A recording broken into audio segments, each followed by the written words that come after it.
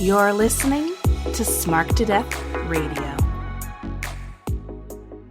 Hey everybody, it's the interview queen Alicia Toot here, and you are currently listening to and obviously enjoying Queen's Court. Hi, I'm the Asian sensation Kanji. You're listening to Queen's Court. Hi guys, this is the Queen of Queens Visage talking, and I am so happy to introduce you to the Queen's Court.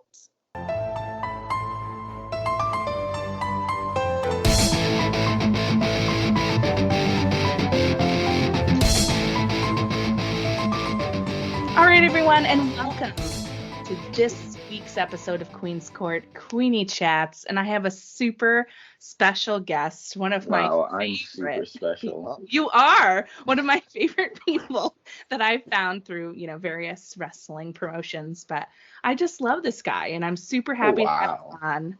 Mr. Ellis Taylor, hello, sir. How are you? That's how you start an hour of putting me over.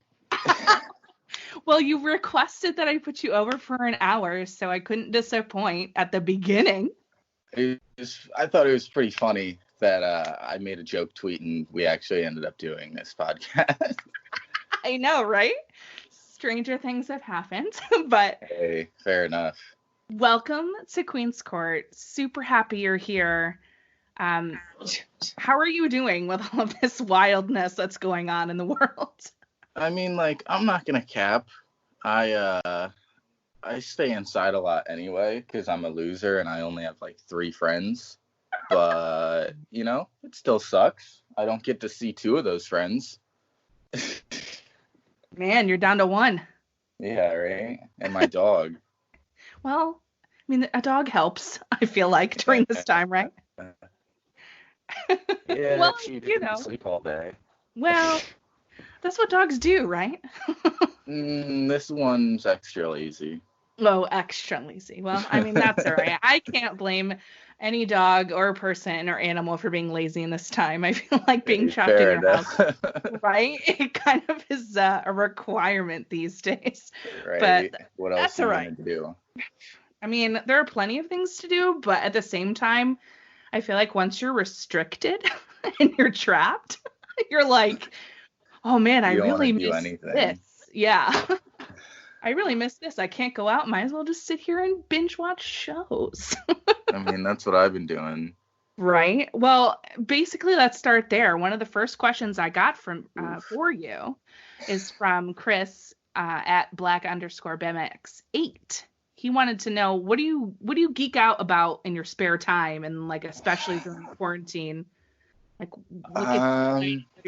What are you into? Shows? What?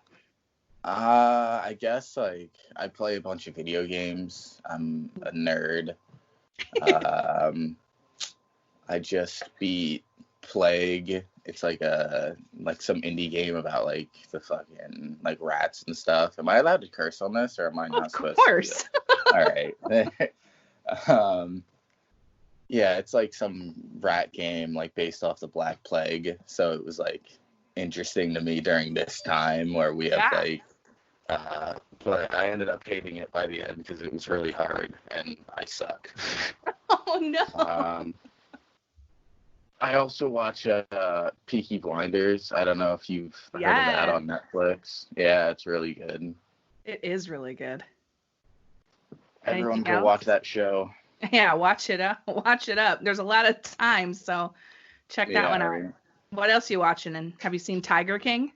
I did. Me and Jordan watched it. I was half paying attention to it, so I know the key parts. I know Carol Baskin did it. I know she killed her husband. Come on. But, guaranteed.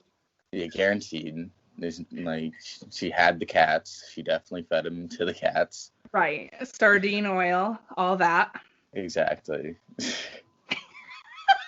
I love how when we watch this show, we're professing guilt for this lady. Right? We know your secret. Okay. I mean, it's not like she's doing a good job covering it up. No, she's kind of brazen about it, in my opinion. But right? I mean, whatever. She's got the cops in her back pocket, man. Corrupts. That's the word, man. Corruption corrupts. I've been binge watching too, but I don't know. I'm getting bored of some shows. I'm trying to find something new and exciting to pass the time, but gaming's been fun. Kind of just getting back into games now that I got all this time, you know? You've been playing Animal Farm? Or not Animal Farm. I keep calling it that. Animal Crossing. I have not, but everyone I talk to has been playing it, and I feel left out. Well, you gotta peer pressure, obviously. I know, right? It's time so to join. Because like Animal Crossing just came out, but I just bought Resident Evil 3 and Final Fantasy 7. So it's like Well, I feel like Final Fantasy takes precedence over everything, but well, it has to, right? Well, yeah. I mean, hello. Final Fantasy. Right? I don't know. Especially 7. Come on. Especially 7. Yeah. I think it was really cool that they released it. I mean, what great timing. I haven't even started it yet, and I think it's awesome. Just by the cover art alone. I mean, yeah. I'm trying to play the original one from like the 90s or whatever. Oh my god. But that's going to take a long time. That's going to take a very long time. And it was a long time ago when that was made. Yeah, right. I wasn't even alive, I don't think. I just going to say, I don't think you were alive. That's all right. An oldie but a goodie. And you're a young good. I don't know how to say that. I don't know. What's the phrase for young people? I don't think we have one. I think we just suck. We do not suck. A youngie, but an alrighty. A youngie, but an okay. A youngie, but jury's out. Yeah, that's about as good as it gets. Yeah, I guess so. But now that we're stuck in quarantine, obviously wrestling isn't really a big thing going on right now due to the awfulness in the world. But for those who don't know you or aren't really familiar with you, do you want to introduce them to Ellis Taylor? Yeah. Geez. This is like the hardest question I get because I don't. It's like. You know how to explain yourself? Because I always feel like I have a hard time talking about myself, not even like in just like a wrestling context. Yeah. I feel like this might sound weird, but like I don't hang out with me. I don't like do stuff with myself. I'm just me, Like I know how to describe my friends. Like I know how I would describe Jordan or Griffin or Charlie, but like, but I'm bad at describing myself, Like, oh, I got you. How would they describe you? How about that? That's an interesting question because Jordan Oliver's right here, and I'm just gonna ask him. Jordan Oliver. How would you describe me? Okay, he said lazy. Like outgoing, not outgoing, but like outgoing. Just say John Cena. John Cena. He said John Cena. Every trait that John Cena has. All the traits of John Cena. Has. And you might think this is a joke. It's not a joke. But I seriously believe this. This is coming from a future WWE champion, so. Right. Well, do you have the you can't see me factor too? Because that's like a thing that's super difficult to have. But he's the only one that has it, so. All right, so it's kind of difficult. He's my dad, so you can see half of me. You can see me sometime. If I stand sideways, you can't see me. But that's if you look at me dead on, you can kind of see me. So like half and half, 50% DNA. That makes total sense. Yeah, you got it. I totally get it. I mean, if I was to describe you, John Cena qualities, sweet. There you go. If you have to be like anybody. Just so everyone knows, I'm just like John Cena. Just like John Cena. New tagline when you come to the ring. Just like John Cena. I'm like John Cena, but like kind of short and skinny and shitty. But, just like John Cena. Just like John Cena. I think that works perfect. I think that works perfectly. So perfect. Go. You have someone to describe you. You're all set. Question answered. Thanks, Jordan. Appreciate you. Coming in clutch. So when it comes to wrestling, like what about it really kind of spoke to you to get you to be like, yo, like, I'm in, I want to do this with my life, with my body, with my friends? Like, what was it that kind of drew you in? I guess just like, this is going to sound like lame, but so I found wrestling through like the video games. Like, I never saw it on like TV or anything, or like online or anything like that. I moved to Pennsylvania from Portland, Oregon when I was like 10 years old. And my dad bought me SmackDown vs. Raw 2010, I think, with like John Cena and Big Show on the cover. And so like I played that, and I legitimately thought that those people in the game were like made up people. Like, I thought it was just like a video game. Yeah, like fantasy world. Yeah. Yeah, exactly. Because I'd never heard of wrestling. But then I saw, like, in the game it says like Monday Night Raw and Friday Night SmackDown, and it's on TV and stuff like that. So I just like looked for it on cable, like for the fuck of it. And I found Raw, or like I found like a pay-per-view replay, I think. It was like Night of Champions. And I watched like a bunch of like corny WWE matches, like matches that now I would be like, I'm not watching this pay-per-view. But like back then, it was the first time I ever saw wrestling, you know? So CM Punk versus the Big Show is like the coolest match in the world to me.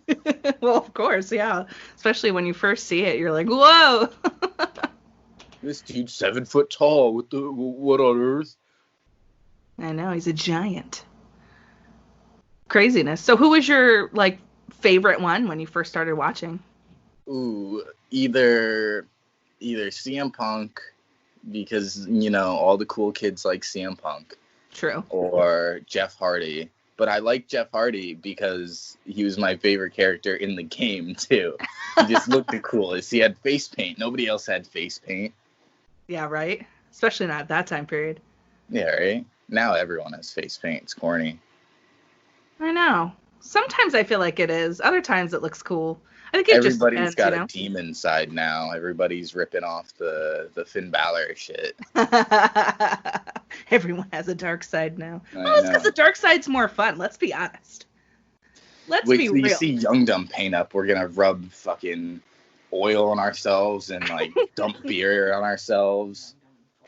I feel like that's necessary. I feel like if you're gonna do that, then you need to add like the beer hats that funnel down so you can drink some on the way. Yeah. And those are classic spring break life attire. You know, maybe we'll just like unroll some backwoods and like roll them around our elbows and our knees for like elbow pads and knee pads. Perfect. There you go. Next gear concept. You're welcome. Well, speaking of young and dumb and broke, what is the best part about being in that crew? Bar none, the best part about being in the group is being able to just stick with each other, you know? Like, a lot of people on the indies, and people say this to us at every show we're at, they come up to us and they're like, oh, it's so cool for you guys, you get to just travel with your friends. And it's like, yes, you're right. I do just get to travel with my friends. And, like, everyone else, like, has to, like, find a car of, like, people they may or may not know. And, like, traveling's, like, more of a hassle. And, like, traveling's a hassle for us, you know? Like, 12-hour drives are never fun. But, it's a lot easier when you're traveling with people you've known for years. Yeah, I would imagine so. It makes it more fun, and, you know, you're not, like you said, you're with your crew the whole time. What's more to love than that? I would love to travel with my friends on the regular. It's like, it's the same thing with like the in-ring too. Like whenever, like the most nervous I get wrestling wise is when I'm doing something by myself. Like if I'm in a singles match or something, you know, because I want to do that stuff, but it's just like more nerve wracking. Like if I'm out in front of the crowd and I'm in like a 6-man tag with my friends, then it kind of just feels like we're like fucking around, you know. It doesn't feel like there's any pressure on us. Yeah, it's always better with friends. Yeah, that's like one of my life mottos, so I understand.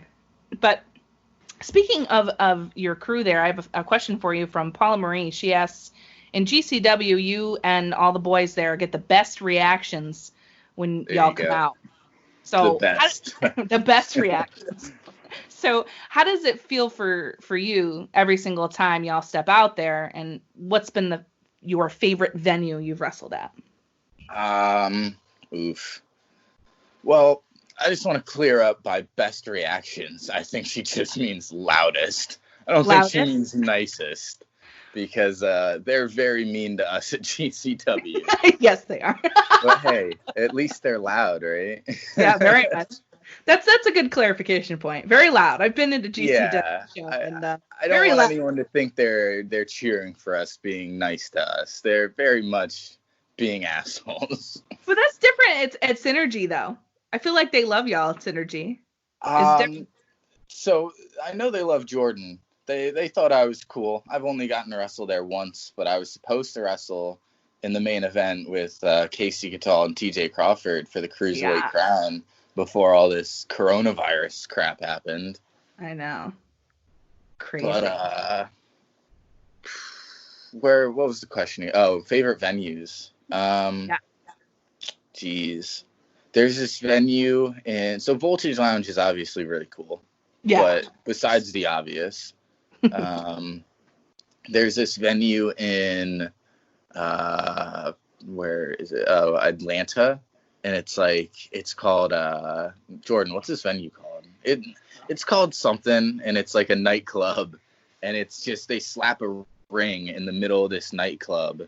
And like the fans are just standing up all around it, and the lights are on during the show, and it's a really cool vibe. It just feels like a party with wrestling in the middle of it. That sounds awesome. Yeah, it's we wrestle for AWE there, and me and Charlie are actually the tag team champions. We won it at their last show before coronavirus. Hey, listen, great time to win that belt. Now you got them, and you're just chilling. We've had the belts for like over 100 days and no title defenses. Perfect. Yeah, that's awesome. So speaking of all the places that you wrestle, what's been some of your favorite experiences, down there in Atlanta or with CZW, GCW that, recent memory, you're like, oh man, that was really cool?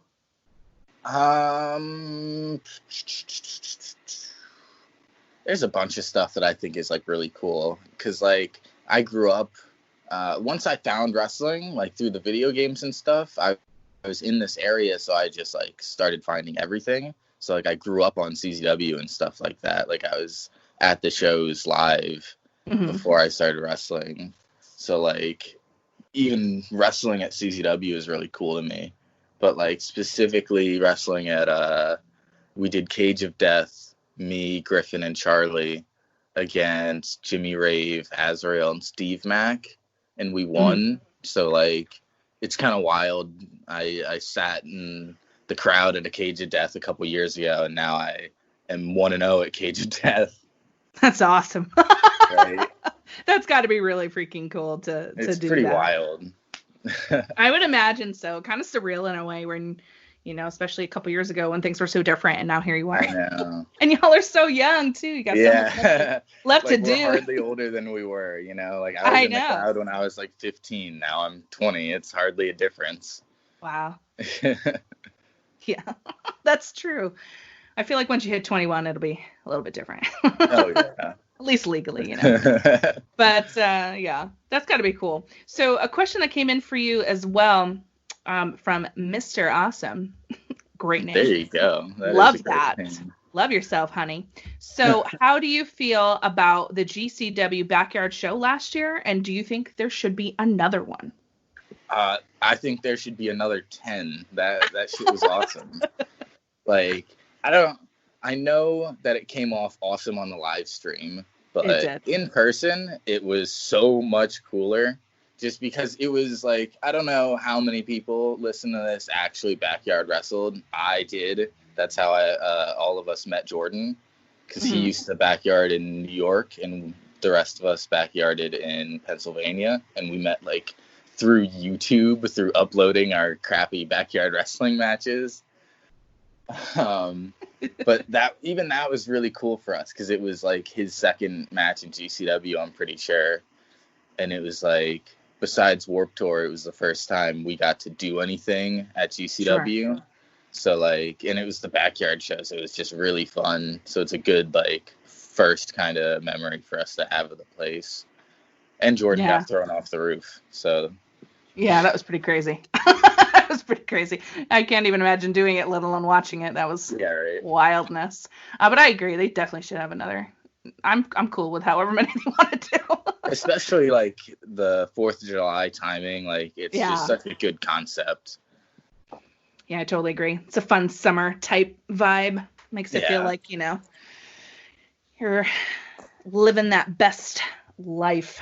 Living that best life. Hell yeah. Speaking of living your best life, you have the potential to win that crown. Now, I know, obviously, it was canceled. But, you know. Postponed. We're using that word the better word, so I don't get depressed. Yeah, seriously. It was postponed. We just don't know when, right? And you're in the final 3, buddy. Final 3 for the crown. So I got to ask you this. When you win this crown, notice the word there, buddy. Okay. When? What are your plans? Like, are we going to have to call you King Ellis? Like, what are we doing? To call me King Ellis. I'm not going to be the most at it, you know. When I win, I'm not going to be like the biggest guy, you know, because I did. Everyone in my mentions, every time this poster gets tweeted, saying, TJ Crawford is going to win the thing. Casey Gattal, she's going to be the queen. And it's like, ooh, you're wrong, LOL. You're wrong because we're going to be calling you King Ellis. That's exactly what's happening, right? Exactly. I'm going to get, like, the whole robe, the whole 9 yards. Ooh. It's going to be like King Corbin, but, like, even worse. Oh, I was going to say cooler because I don't. That's another story. But yeah, it's going to be worse. Oh, my God. Yeah. Worse for the wrestlers. Oh, okay. They're never gonna get the crown. Never going to get it from you ever. Exactly. I mean, listen. Speaking of royalty yourself right now, I got to tell you, the crown is the best part.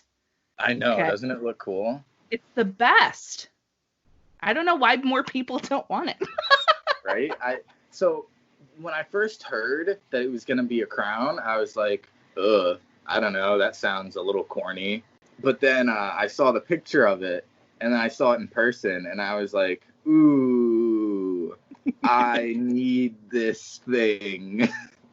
Yeah, gotta have it. Colin really went in to get that crown looking freaking stellar fine. Hey, and I have some blue gear that would match it perfectly. See? It's already meant to be. You have the gear to match. And, you know, we're ready to go. I know I'm ready. So will you let me borrow the crown just to wear, like, for a little bit? I'll give it back to you. I mean, maybe for, like, a picture, but not for more than, like, 5 seconds. Okay, not more than 5 seconds. Got it. All right. I'll make sure to time it accurately so I don't, you know, mess up the rules. But what was that like tournament like for you to go through those matches to get to the final 3?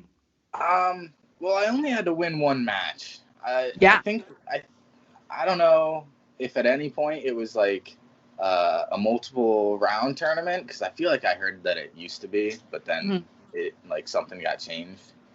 But I won a 4-way with Robbie Roller, a guy, and Boom Harden. And let me tell you, that was a cakewalk. It was pretty easy. You know, pinning Boom Harden is something I do pretty regularly. Right. So just a casual Friday or Saturday for you. I knew I walked in the building that day. I knew I was going to win, so I wasn't stressing it. I was like, I just kind of slept all day, heard my music, walked to the ring, and, you know, got the job done.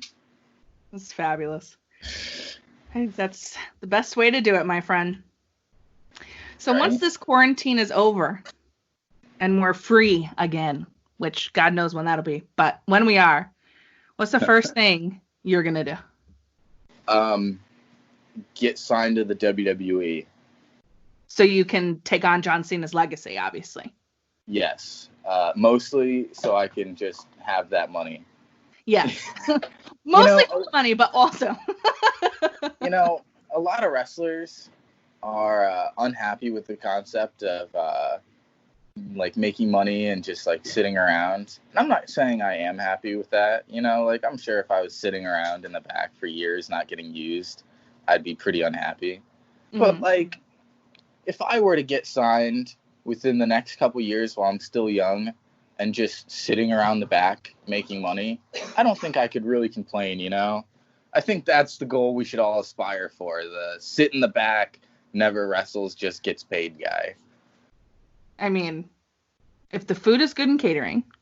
And it is, because, it's the WWE. Right. And you get to watch wrestling. Exactly. Hang out with some people. You get to hang out with the WWE wrestlers. I mean, it doesn't sound terrible. Like, come on. I know, you get to be there for all the drama. When you're one of those people that just sits in the back in catering all day. You're just there to tell the stories in a shoot interview one day. Yeah, I mean, I'd be taking rabid notes if it were me in the back. Just like writing everything down. There's some wrestler that's like sitting in the back right now who's not wrestling, who's not doing anything, but who's seeing all this stuff that they're doing during the coronavirus, seeing how all these no fan shows are being put together, and boy, oh boy. It's going to be very interesting to hear that. I'll have to agree. That is absolutely for sure. So, I mean, obviously the goal for you just said was to be signed, but what other goals do you have in kind of the short? What's sort of up next as far as we can predict, given, what's going on for Ellis Taylor? Geez. So I'm a weird guy with my goals. I don't really have like small goals. Like, I guess a small goal in my head would be I'd like to win the CZW tag team titles, or I'd like to win the Wired Championship. I'd like to be a champion in CZW this year, if that is possible, which, I think it's possible. Okay. But like, at the same time, like, that's a small goal for me. I'd also like to, maybe wrestle for Ring of Honor in the next couple years. Like, Ring of Honor was one of my favorite things to watch, and it would be really cool to wrestle there. Even though, like, I feel like right now in indie wrestling and wrestling in general, a lot of companies are on, like, somewhat of a downswing, like a rebuilding process. Like, Ring of Honor lost, like, all their top guys to AEW, WWE, New Japan, whatever. And so they're just, like, rebuilding. Like, CZW is doing the same thing. Like, whether it be we lost guys or we lost this or that. But it's just, like, a rebuilding process. And I think, like, Ring of Honor would be really cool in a couple years, despite, like, I always see people talk shit about it online, but, it's still Ring of Honor. And it's, like, that's how I think with the WWE. Everyone always shits on it, but, if they call you, you're still going to sign. It's the WWE. Like, you're not going to say no. And the people that are saying no to the WWE are already making, like, enough money to live off this, Yeah, that definitely helps a lot. Like, if I was making, like, over $100K a year, sure, maybe I'd be like, maybe I don't want to sign to WWE right now. But, I don't think I'm making $100K a year out of indie wrestling. Well, I mean, I totally understand that part. And I feel like even though they're, as you would say, like, kind of bigger goals, I feel like, go big or go home, in this time period that we're in right now, especially with all this restructuring that's going on in some of these major, larger indie companies, it's the time to get in, dude. Like, that's the time when they're rebuilding and kind of finding their new voice or what they're going to look like a little bit. That's the time where, people who are hungry make their mark. That's not just in wrestling. That's in life, And you see a lot of people doing it. Like, a lot of people are getting a lot of places right now. Like, Tony Deppen is supposed to do Ring of Honor. He's in the Pure tournament. Alex Zane's been doing Ring of Honor. Danhausen even. Like, that's really cool. And it's so cool. I know all these guys. Like, I wrestle at the same places as some of these guys, and maybe in a couple years I can be wrestling at Ring of Honor. Like, there's no reason to not think that I will. You know, like, I've always thought that about wrestling. Like, if you're not confident in yourself, why are you doing it? Like, I have full confidence that I'll do everything that I want to do in wrestling, and it's not like an arrogance thing. It's just, well, if I'm wrestling, then I'm wrestling for these reasons, you know? Yeah, it's for purpose. It's for something that you want to do and that you can accomplish your goals. That's what you want. You have to want it and you have to put your mind to it. I feel like, some people expect certain things or think that things will happen, but you got to put the work in and believe that that's what you want, you know? Exactly. Sounds corny, but it's true, dude. It's true. Like, and like, a lot of people do put the work in, but they don't have like the vision, you know? A lot of people don't know where they want to go. And it's like, you got to have both. And like, I'll be the first one to say, I'm kind of a lazy guy. I'm not in the gym every single day, especially during quarantine with the gyms closed. But like, I try to maintain a physique. I try to keep it all together because I think all of that is like, it all equates to being a superstar, you know? Like, everyone talks about like if you're good at promos or if you're a wrestler, if you're that. I think like in today's wrestling world, you have to have all of it.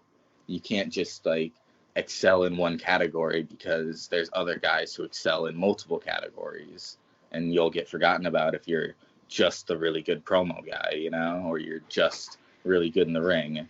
You have to have the full package nowadays just to even stand out or be noticed, because there's so many good, talented people doing this. Yeah, for sure. And I feel like, from a fan's perspective, it's wrestling's changed so much over the past couple of years, and I can only imagine what it's like for you guys who are actually doing it. But just to watch, like 2019 for me was just absolutely wild to watch the rise of major indie companies, and AEW changing lots of things, and New Japan, and coming to America a lot more. And it just feels like the landscape is super different, and it makes it really exciting. But for you guys who are living this for real, have you noticed much of a change in the past year of how it feels to work in the business, or what? That's kind of a hard question, because like we're so young into wrestling that a year is a large chunk of like my career. Like I've been wrestling for 3 years now, so I guess a year ago, I wasn't on GCW. I wasn't traveling as much. We were doing more shows in like the Midwest, and we were doing like Dojo Wars. But there was a lot of like real cool guys there. There were like the Sammy Callahans and like OVE and like Lucha Bros were there. A bunch of really cool guys, but guys that aren't really around anymore, guys that are signed to bigger companies doing like big shit. So it's like, it's always weird to see like you don't see these guys around anymore. Even guys like me and Jordan were talking about this. Like, it seems like a lot of the TNA wrestlers are allowed to Impact Wrestling. Sorry. It seems like a lot of those guys are allowed to work for other companies, but it doesn't seem like they do a lot, because it seems like Impact is providing them with what they need, So you just see a lot less of those guys, and that's where like the opportunities come up for guys like, the guys doing Ring of Honor now. Like I said, like Danhausen and Alex Zane, they're really blowing up for very, very different reasons. Yeah, two totally, completely different people, obviously, and characters, of course. But yeah, it's cool to see that. And for people who haven't, I guess, watched you guys before, why should people tune into Young, Dumb, and Broke, and why should people tune into you? Well, I think the thing that makes Young, Dumb, and Broke stand out from other groups or wrestlers or anything like that is like, I think within the group we're all singles wrestlers. Like, I think that's what a lot of people, I don't know the word for it, I guess, confused about us. They think it's like an act, like we all have a role. And I can see how it's perceived as that, obviously. But the main thing that we want to get across is that we're all individuals. We're all singles wrestlers. Like, Ellis Taylor has his own goals and aspirations. So does Griffin McCoy and Charlie Tiger and Jordan Oliver, obviously. But I think, like, a reason for people to watch us is just, like, we're probably some of the realest guys you're going to get in professional wrestling. Like, we're just 4 20-year-old kids, and this is all we have.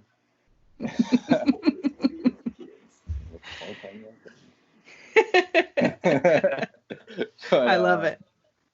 Yeah, this is like all we have, so we're very real about it, you know. We don't try to we don't try to sugarcoat it. Like, if the fans are nice to us, we're nice to the fans. If the fans are mean to us, then we're mean to them. That's kind of where the love-hate relationship comes from, because I feel like a lot of places, like you said earlier, really hate us. Like GCW, they boo us. But like you said, Synergy, they love us for some reason. And it's just like, I feel like it's a respect thing. Like, the type of people that are going to the Synergy shows are the same type of people who watched us when we were wrestling in front of like 5 people. So they know who we are, and they're like, oh, wow, it's crazy that they're this person now. It's crazy that they've done this, or that they're wrestling here, when I used to watch them in front of like 5 people. So it's like, it's not like the hometown crowd. It's just like the crowd that knows you, you know? Sure, yeah. GCW knows us, but they just know that we're assholes. GCW is a completely different vibe altogether. I know, they just won't work with us. Going to GCW shows from our point of view is freaking insane. You never know who's going to jump out at you or like land on top of you, or blood's like everywhere. It's crazy. It's like going to a concert, or like being in a mosh pit is like the best way to describe it, I think. It is like that. It's 100% like that. I said that I brought my husband to a show in Jersey, and I said to him, I was like, do you feel like we're at a metal show? Because I feel like we're at a metal show. Yeah. He's like, actually, yes, I feel the same way.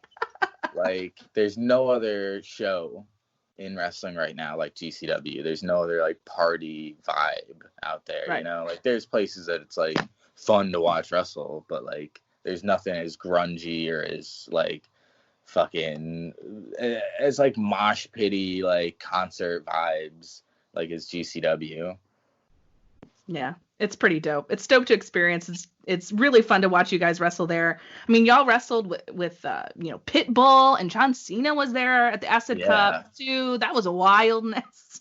And pretty then crazy, dude. It's just crazy. I turned on Fight, and I was like, oh, jeez, platinum recording artist in the building. You just never know what you're gonna for get. The no fan shows. That's right. You did. You set the precedent for the no fan shows. I feel like you have Pitbull and a baby on stage. It was good. It was good times. Pitbull jumped off the balcony. He did. I mean, it's crazy. Risk taker. Oh my gosh. Well, listen, it's been my pleasure to speak with you today. Thank you so much for coming on.